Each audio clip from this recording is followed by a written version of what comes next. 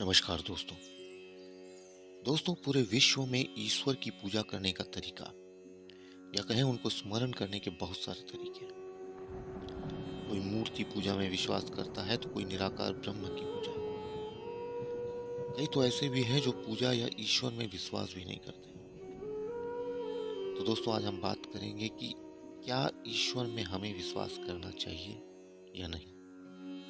इस संदर्भ में सबसे पहले हम यह जानेंगे कि क्या सचमुच इस दुनिया में भगवान है या भगवान जैसी कोई चीज भी एग्जिस्ट करती है। ईश्वर, परमेश्वर, अल्लाह, ये शब्द हमारे लिए कभी कभी एक ऐसी चीज बन जाते हैं जिसकी हम कल्पना भर ही कर सकते हैं। किस्से कहानियों में, फिल्मों में ही हमें भगवान शब्द अच्छे लगते हैं, पर असल जिंदगी में ये सब काल्पनिक सा लगता है। कई लोगों का यह सवाल वाजिब है कि आखिर हमें भगवान पर विश्वास क्यों करना चाहिए। पृथ्वी की कुल आबादी में 10% लोग नास्तिक हैं। ये वे लोग हैं जो ईश्वर पे विश्वास नहीं करते या किसी भी अलौकिक शक्ति पर विश्वास नहीं करते। इनके लिए ईश्वर का होना ना होना कोई मायने नहीं रखता। तो क्यों ना हम कुछ ऐसे अलौकिक घटनाओं का जिक्र करें जिनसे ईश्वर के होने का कुछ प्रमाण मिल सके। दोस्तों, भगवान की उत्पत्ति कैसे हुई, इस बात का उदाहरण कई धार्मिक ग्रंथों में देखने को मिलता है। इन ग्रंथों के हिसाब से धरती और स्वर्ग ईश्वर ने ही बनाया है। जीवन और मृत्यु एक ही सिक्के के दो पहलू हैं। जिंदगी का सही मतलब है खुद को पहचानना कि मैं कौन हूँ, क्या हूँ और क्यों हूँ। जिंदगी भी ईश्वर का ही वरदान है। वहीं मृत्यु को जीवन का अंत कहते हैं या एक नए जीवन की शुरुआत। आध्यात्मिक किताबों के अनुसार मरने के बाद व्यक्ति को स्वर्ग और नर्क की प्राप्ति होती है। ये व्यक्ति के कर्मों पर आधारित होता है।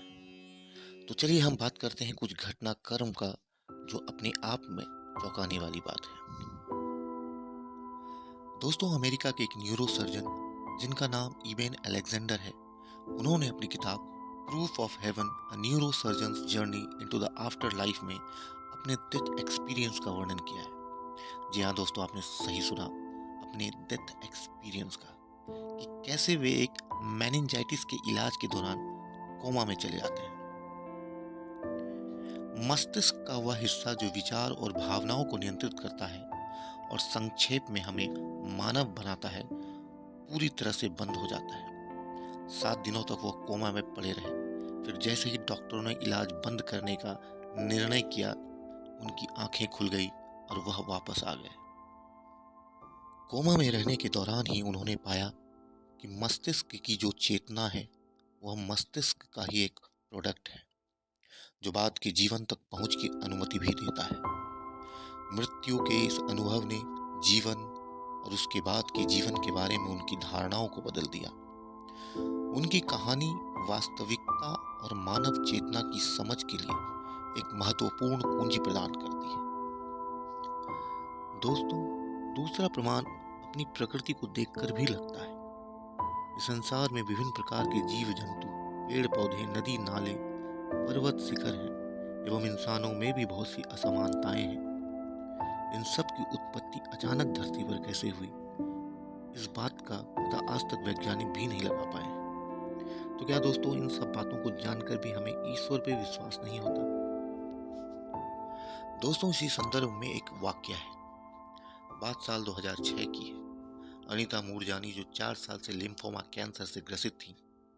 डॉक्टर श्योर थे कि अब उनका अंत नजदीक है, परंतु उन्हें यह एहसास नहीं था कि उनकी मृत्यु के करीब होने की स्थिति में उनके पास अभी भी एक चेतना है। शुरुआत में उन्हें लगा कि उनका शरीर हॉस्पिटल के कमरे और उससे आगे भी अपने आप तैर रही थी। उन्होंने अपने दिवंगत पिता को कभी नहीं देखा था, लेकिन उस वक्त उन्होंने उनकी उपस्थिति महसूस की। वह उनसे कुछ कह रहे थे। उन्होंने कहा कि मैं जहां तक जा सकता था गया हूं, और अगर मैं आगे जाता हूं तो मैं पीछे नहीं हट पाऊंगा। अनीता को लगा कि वह वापस नहीं मुड़ना चाहती, क्योंकि एक बहुत ही सुंदर और अविश्वसनीय था। पहली बार उनका सारा दर्द चला गया था, सारी बेचैनी दूर हो गई थी, सारा डर दूर हो गया था। उन्हें ऐसा लगा कि इस एहसास से वापस ना आऊं और इसी में डूबा रहूं। कोमा में जाने के करीब 30 घंटे बाद अनीता को होश आया। 2 दिन बाद उसके अंग फिर से काम करने लगे और ट्यूमर भी सिकुड़ने लगा। अनीता मूरजानी अब कैंसर से मुक्त है और एक सार्वजनिक वक्ता भी हैं। उन्होंने what if this is heaven नामक पुस्तक भी लिखा है, जिसमें आफ्टर डेथ लाइफ एक्सपीरियंस उन्होंने शेयर किए हैं। दोस्तों, एक और नियर डेथ एक्सपीरियंस का वाक्य है। एक पूर्व साइकिल रेसर जिनका नाम टॉम सॉयर था, उन्होंने अपनी किताब what Tom Sawyer learn from dying में अपने अनुभव शेयर किए हैं। टॉम के अनुसार जब एक ट्रक उनके ऊपर गिर जाता है और उनकी छाती को कुचल देता है और क्लिनिकली उनकी मौत हो जाती है, लेकिन फिर भी वो एक किस्सा सुना रहे हैं। उनके अनुसार वो एक अंधेरी गुफा में ट्रेवल करते रहते हैं और अंत में एक प्रकाश के दर्शन होते हैं। वही प्रकाश ईश्वर है, वही प्रकाश परमात्मा है। उन्होंने ही उनको वापस पृथ्वी पर भेजा है ताकि वे लोगों को जिंदगी के बाद जिंदगी की एक्सपीरियंस और ईश्वर के प्रति अंतहीन प्यार के बारे में बता सके। दोस्तों, इन सब नियर डेथ एक्सपीरियंस के किस्से सुनकर भी अगर भगवान या परमेश्वर पे विश्वास नहीं होता तो उसमें मैं कुछ नहीं कर सकता। इन बातों का एक्सपीरियंस लेने के लिए आपको और हमको मर के वापस जिंदगी जीनी पड़ेगी। क्या आपके साथ भी ये वाकया हुआ है या आपने कभी भी नियर डेथ एक्सपीरियंस का सामना किया है? तो कमेंट में हमें ज़रूर बताएं और ऐसी ही रोचक बातों की जानकारी के लिए हमारे चैनल को सब्सक्राइब करें। धन्यवाद।